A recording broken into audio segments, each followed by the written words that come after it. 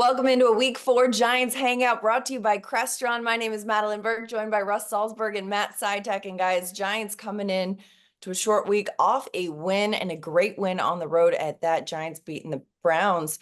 Russ, there's so much to take away from this game, getting in the end zone. I can see, how excited you are already talking about this. Where is your point of emphasis and what you saw from this team in week 3 that you said, okay, now the arrow is pointing up?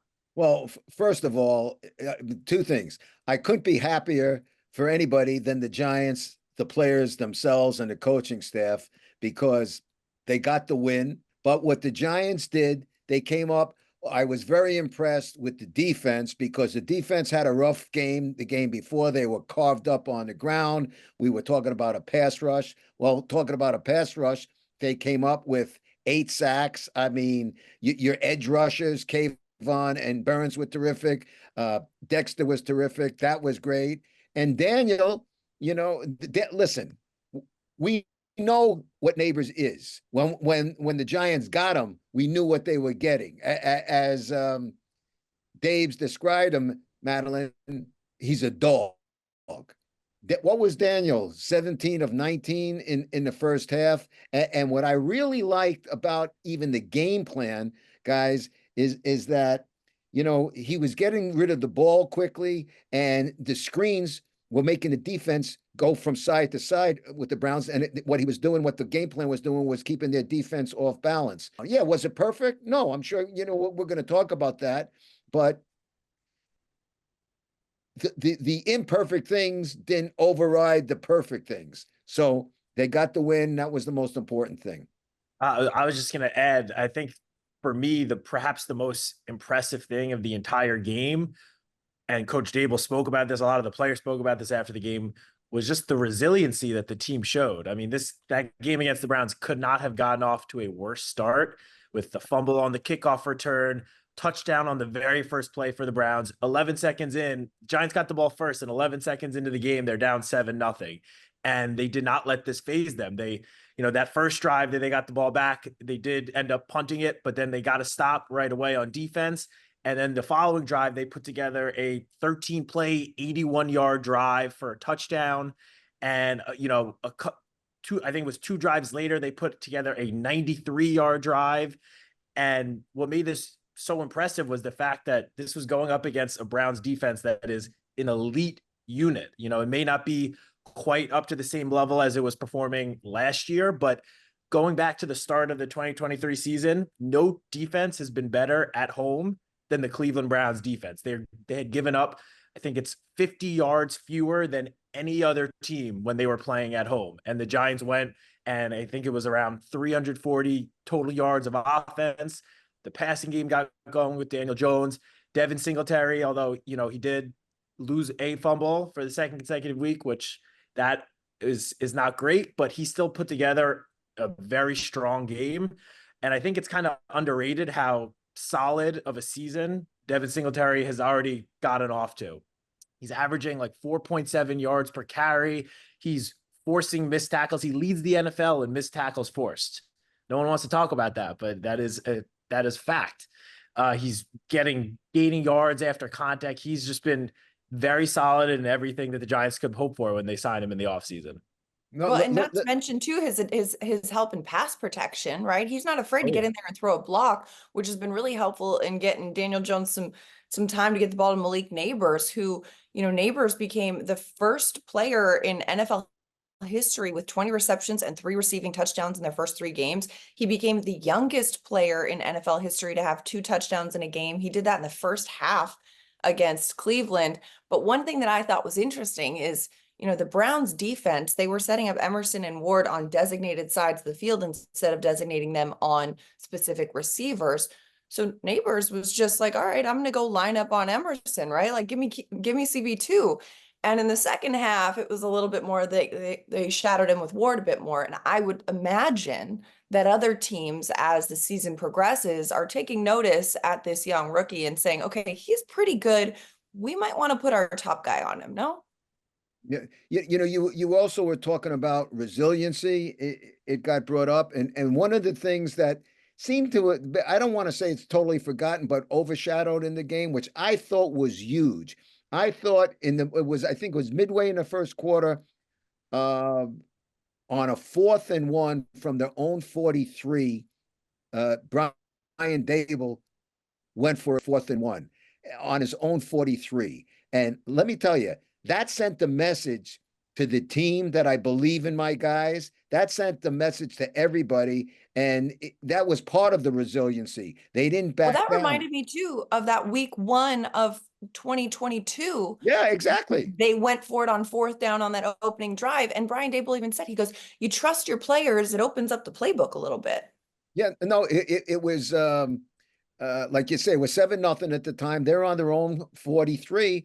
And I thought that was a gutsy call. I liked the call, but and you know how it goes. I mean, if it doesn't work, then everybody's screaming. But I mean, Matt, you brought up the word resiliency. Let me tell you, add a little humor to this. Here I am watching a game. I literally walked into the kitchen to get something out of the fridge. I walked back into the family room. I missed the kickoff and they were down. I actually saw the touchdown to put them down 7-0. And I said, oh, this is not one of those Murphy Laws game. What can go wrong will go wrong. But they showed resiliency. They didn't back down. And I just thought there was improvement all across the board. Yeah, we mentioned Devin Singletary's fumble, and that has to be corrected. I'm sure that will be spoken about. But he's a veteran player. He's a good, solid player. I thought the way the defense responded from the week before, getting the pass rush that they needed, it was just really good. And I'll tell you something else. We keep, everybody, you read about it and hear about it. Everybody likes to talk about what Joe Shane said in Hard Knocks about getting this guy or getting that guy. The one thing Joe Shane said also in Hard Knocks was, we got to get the quarterback help. Well, you know what? They got him Malik Neighbors, and they got him an offensive line. Yeah, we haven't spoken about the offensive line yet. Offensive line was good. Daniel was very good in the pocket. He was moving around. He was poised. He was comfortable. He didn't have nervous feet. So there's a lot of pluses going into Thursday night against the Cowboys. But, the Giants offensive line, they only allowed Daniel Jones to get sacked twice. And he seemed also more comfortable and more decisive in that way. And the way that he rolled out, the way that he was quick with his decision-making, it was really helpful. Matt, you brought up Devin Singletary, great performance by him once again. Going in on a short week against the Dallas Cowboys, whose run defense is not exactly elite. What kind of a matchup is that? I mean, Devin Singletary's got to be watching that tape and they've been thinking, okay, we gotta run the ball for a team that's, not really been heavily relying on the run the first 3 weeks. Yeah, look, every matchup that the Giants have against the Cowboys, we all know it's going to be tough. The Dallas Cowboys have won, 12 of the last 13 games, 13 of the last 14. Like, they've dominated the series, but I don't remember the Giants getting to face a Dallas team that I guess is coming off such a rough 2-week stretch. And yeah, you brought up the run game. Their run defense has just been getting gashed, especially these last 2 weeks. I mean, we're only 3 games into the season, but the Dallas Cowboys have the number 32 ranked rush defense in the NFL. They just let the Baltimore Ravens, which granted they do have the duo of Lamar Jackson at quarterback and Derrick Henry, but the two of those guys led a rushing attack that had 274 rushing yards against the Cowboys just a couple of days ago. And, Dallas is definitely going to want to try to wipe that memory clean. And, they're moving on to this week.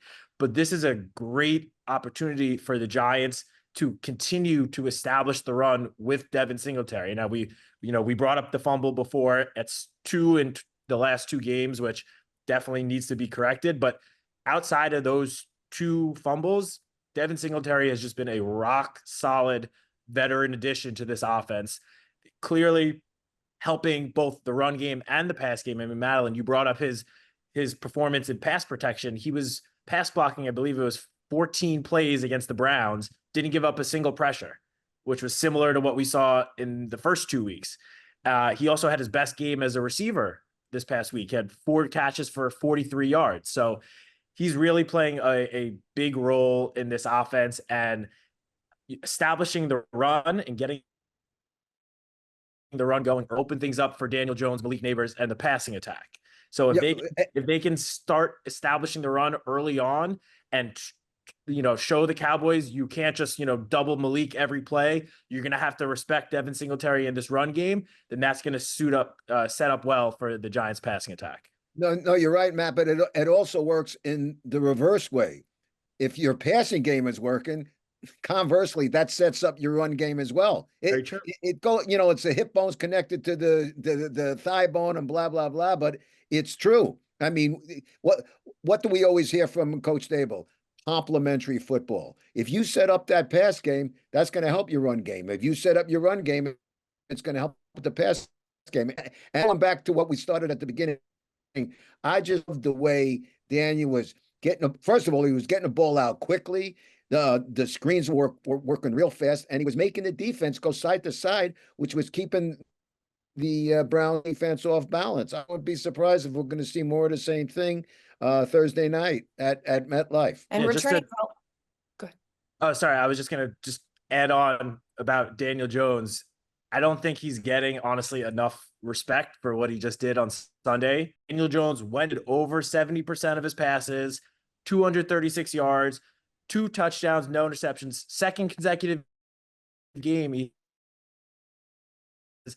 It was his highest passer rating. He had a passer rating of 109.4, his highest passer rating since that Colts game at the end of the 2022 season, when he had a 125.2 passer rating.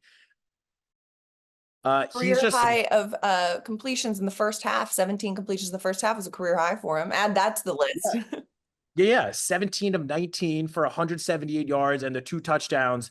Passer rating of 140.8 in the first half. That is just so impressive that he was able to do that. So if Daniel Jones is going to be able to produce, obviously we know he can do it when he has time, but if he's able to also do it when getting pressured, which you better believe he's going to get pressured again this Thursday against the Cowboys pass rush with Micah Parsons and DeMarcus Lawrence, if he's able to thrive, whether or not he's getting pressured or blitzed, then this passing game, the sky is the potential is through the roof. Like with Malik Neighbors and a Daniel Jones that's confident in the pocket, confidence in his protection, there's no saying what this passing offense can do. Well, we've talked a lot about the Giants offense, but the Giants defense, of course, another incredible performance in Cleveland and a tough matchup with these Cowboys. Yes, we saw the frustrations brewing on Sunday when the Cowboys were facing the Ravens, and we saw that kind of being expressed on the sidelines between some of their players, but that happens. And, that's happened to every team in the NFL. And coming into a Thursday night game on a short week in a division, I think you think that one of the top paid quarterbacks and one of the top paid wide receivers wanting to show on primetime with the nation watching, like, hey, this is what we've got. So this Giants defense has got, a tall task at hand when they look at, Dak Prescott, CeeDee Lamb and company coming into MetLife. When you look at the focal point for this Giants defense on Thursday night, where are you putting your energy? Yeah, for me, when it comes to the Giants defense, I feel like it's pretty obvious the priority has to be the pass game, Dallas's pass game. And, that's twofold, starting with the pass rush, which, we've discussed how successful the Giants pass rush was this past Sunday in Cleveland. Well, the 8 sacks, I'm not sure what date you said before, Madeline, but the 8 sacks was the most the defense has had in nearly 10 years. There was a game in December of 2014 where they also had 8 sacks, but a decade. Also against the Browns?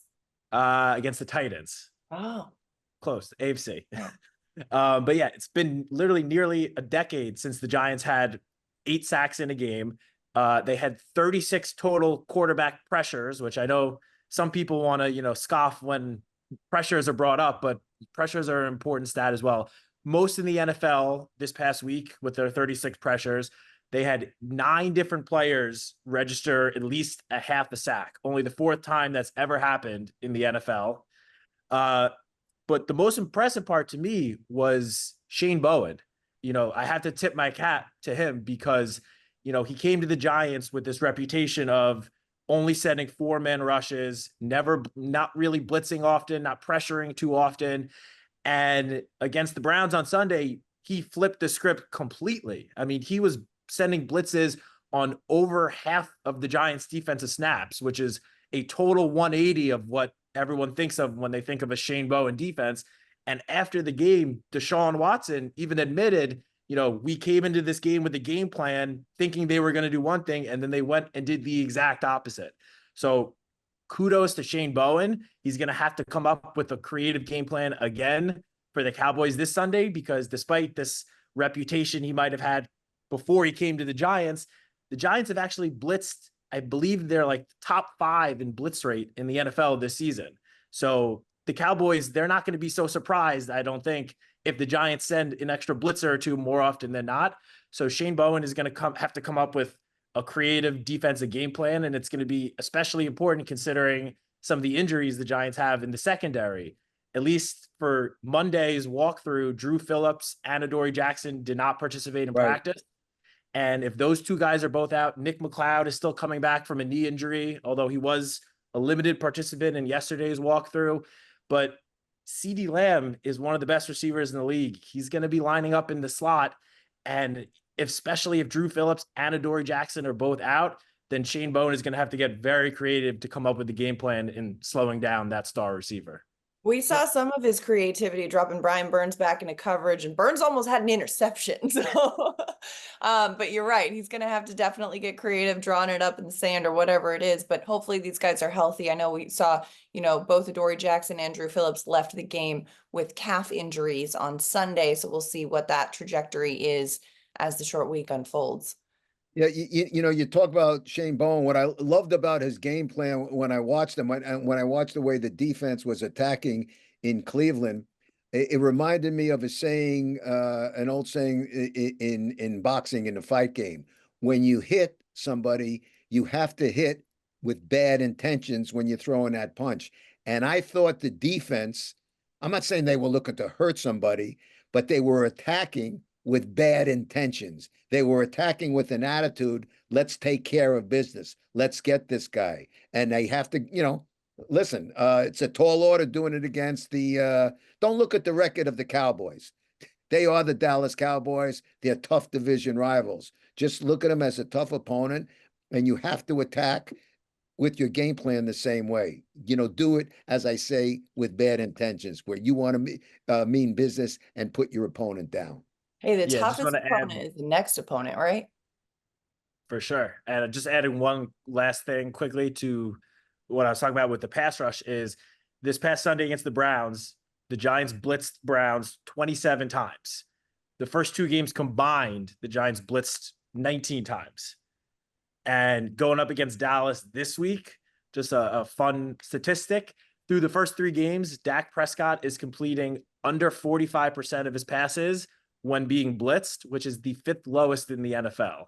So I would not be surprised if Shane Bowen and the Giants defense are sending blitzes more often than not this Thursday. The thing I love about a short week is we've only got a couple more sleeps until we get more Giants football, and that is an incredible thing. That's a wrap for our Week 4 Giants Hangout, brought to you by Crestron. For Russ Salzberg and Matt Seitek, I'm Madeline Burke. We'll see you next time.